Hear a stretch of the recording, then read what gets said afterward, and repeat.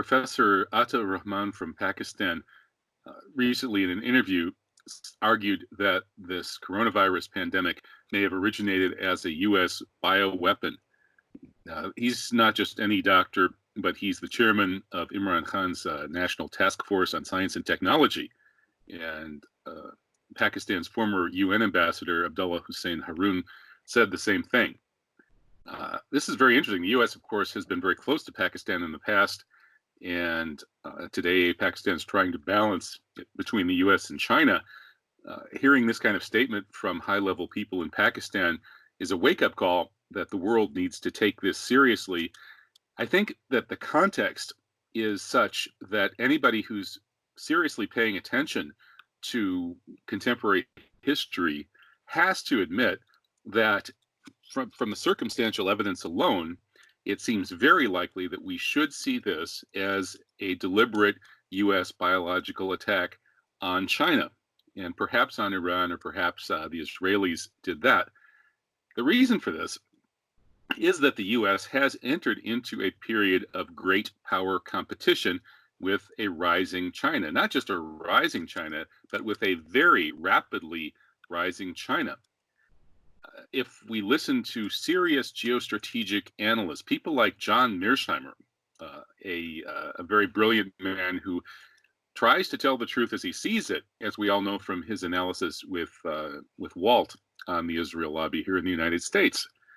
In October 2014, just about 6 years to the day before the U.S. military sports team came to Wuhan, China, perhaps bringing that virus, and while at the same time an exercise was being run, Event 201, mimicking exactly what would happen in the case of this kind of pandemic, John Mearsheimer published an article called "Can China Rise Peacefully?" His answer was no.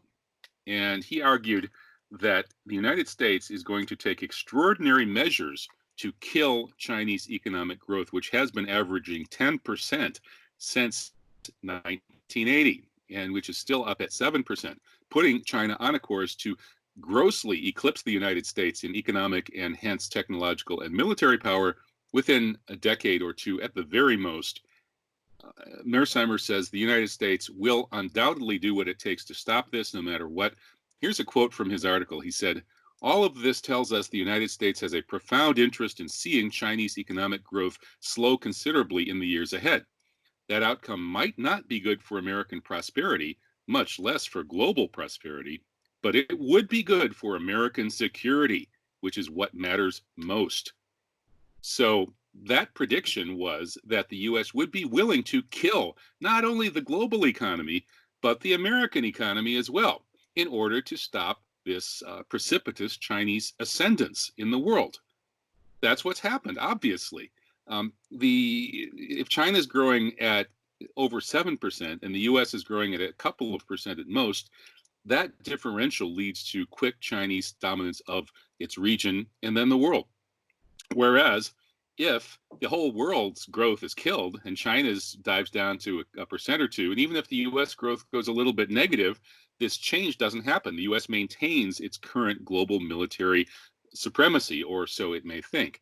So clearly, from the background, the historical background and the context, everybody in the world who knows anything about history needs to be talking about this as a U.S. bioweapon attack on China, just like the Chinese are talking about it, just like the Iranian government's talking about it, just like the Russian government's talking about it, and now just like the top people in Pakistan are talking about it.